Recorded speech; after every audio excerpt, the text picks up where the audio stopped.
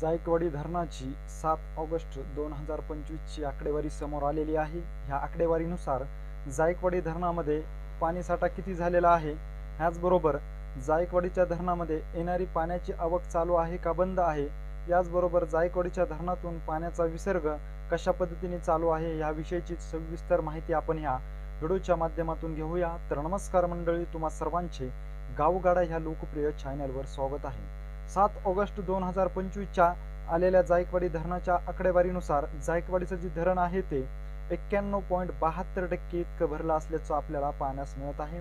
गेल्या 24 तासामध्ये जर जायकवाडी धरणाची टक्केवारी पाहिली तर अत्यंत कमी असल्याचं देखील आपल्याला ह्या टक्केवारीतून पाहण्यास मिळत आहे। कारण जायकवाडीच्या धरणामध्ये इतर ठिकाणाहून येणारी जी पाण्याची आवक होती ती पूर्णपणे आता बंद झाल्यात जमा आहे। कारण 1000 क्युसेस पेक्षाही कमी वेगाने ही पाण्याची आवक सुरू असल्यामुळे जायकवाडीचं धरण जे आहे ते आता टक्केवारी वाढताना विलंब होत असल्याचं पाहण्यास मिळत आहे।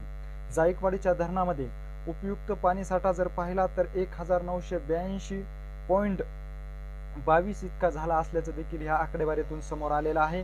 त्याचबरोबर गोदावरी नदी पात्रातील पूर्णपणे आता विसर्ग बंद केलेला आहे। डाव्या कालव्यामार्फतचा देखील विसर्ग बंद केलेला आहे। फक्त जायकवाडीतून उजव्या कालव्यामार्फत माजलगावच्या धरणामध्ये जो पाण्याचा विसर्ग सुरू आहे तो आजही कायम असल्याचे ह्या आकडेवारीतून पाहण्यास मिळत आहे।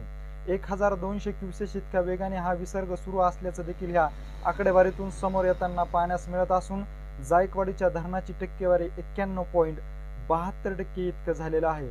काल जायकवाडी धरणाची जी टक्केवारी होती ती 91.60 इतकी होती। गेल्या 24 तासामध्ये 00.12 इतकीच वाढली असल्याचं आपल्याला पाहण्यास मिळत आहे।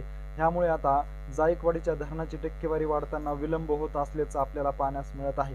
जायकवाडी धरणाविषयीची अशीच जर तुम्हाला वेळोवेळी माहिती जाणून घ्यायची असेल आणि तुम्ही अजूनही आमच्या चॅनलला जर सबस्क्राईब केलं नसेल तर नक्की सबस्क्राईब करा। धन्यवाद।